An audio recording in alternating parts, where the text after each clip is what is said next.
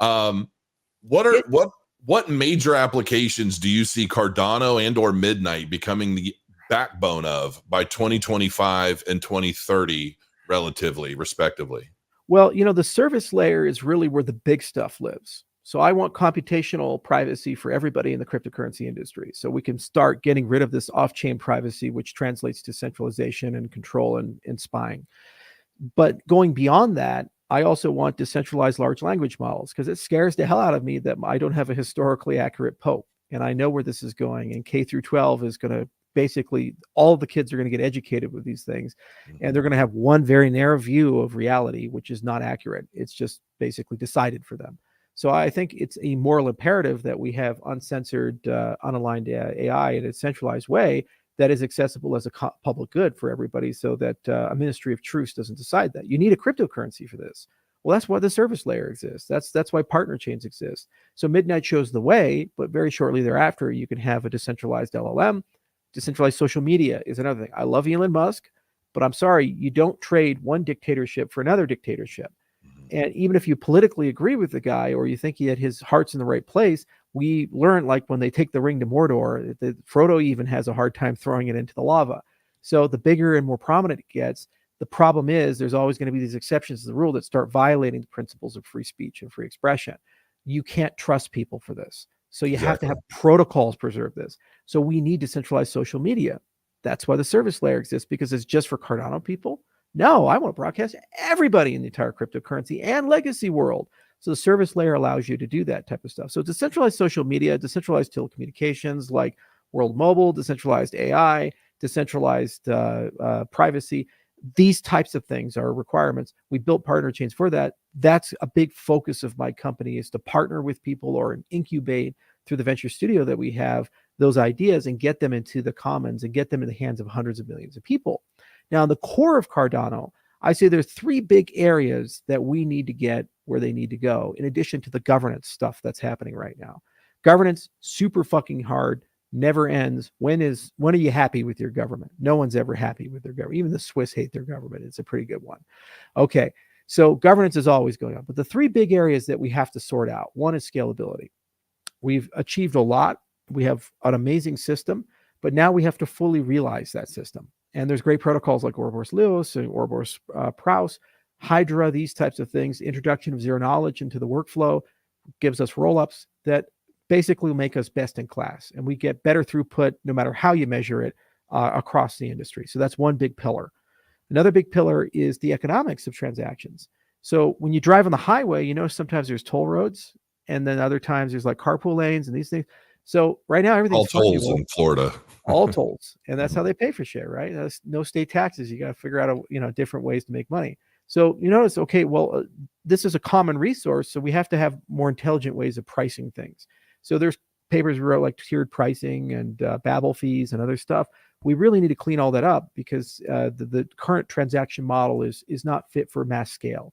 If we have billions of things happening every day, and they have different settlement requirements and things like that. Like if you're a shipping company and you're Maersk and you're moving stuff to the port, and you arrive at night and you don't unload the ship until the morning, do you really care if your settlement time for your check-in is 15 seconds when you have 8 hours or 10 hours before you have to use the data? That's a world of difference than you're standing in front of a vending machine or a cash register or an ATM, and you want that to be as fast as possible so it clears and you can get your food or you can get out of the line, right? So these are both could run on the network, but because they have different settlement times, there should be a marketplace that allows people to kind of fit where they sit, and then helps you get the right pricing structure for it and load balancing inside the network. The NFT drop guys run into this all the time. Okay, so that's the second big area that we need to make innovation progress. And the third big area is that we're getting to a point where the only way you're going to achieve global scale usage is you have to admit heterogeneity in the network. And what I mean by that is you have to have different types of nodes and different assumptions about their capabilities. The vision of Satoshi is everybody's equal. It's homogeneous. Everybody runs a full node. That's not practical. You can't, like grandma's going to run a full node on her cell phone, and it doesn't make sense. Okay, but the problem is that when you deviate from that security model, then you may inadvertently introduce hypercentralization in the system. And this is what you see with Solana, for example, or these other guys that optimize for performance and throughput. So how do you get a full node experience for everybody in terms of safety, security, and decentralization, but everybody can be a light node experience in terms of user experience. If you can do that, you can have a network that's massive, billions of users, billions of different devices, and everything, it just kind of works its way out. So Mithril is an example of a tech stack that moves us in that direction. But there are other proofs that we can bring in and structures we can bring into Cardano to accomplish that. And then you can kind of live in this lazy world where you don't really track it, but if you wanted to, you could, and you can always know that what you're looking at is accurate and right. Now, the minute you do that, your performance goes up 1,000x inside the system, because you no longer have to build around the assumption that everybody's equal and everybody has to keep at the same pace. It's almost like, highway. Right now, everybody drives at the same speed limit, but maybe it's like the Autobahn where you have lanes and you can go as fast as you want. The problem is you lose those cars. And so how do you build a highway system that has slow and medium and unlimited and let people run at the pace that they feel comfortable of, and then create a proof system where no matter what, you can still track all those things and get them where they need to go. And that's what we're working on. So those three big things on the Cardano side, I think, open up massive possibilities. It'll make us the number one chain for NFTs. It'll make us the number one chain for DeFi. And then also, I think it's going to be the cheapest chain for people to build applications on. So it continues that amazing growth. Now, there's some ancillary stuff that's subsets of that, like our native asset standard. We should upgrade it to include royalties. So it makes it easy for NFTs to have royalty management and these types of things. And also, that would be great. Security tokens and these things. Yeah, so like there's a lot of those sharpen the saw iterations you can do to make it easier for oracles and easier for NFTs and et cetera, et cetera. And that's the point of having a decentralized product backlog.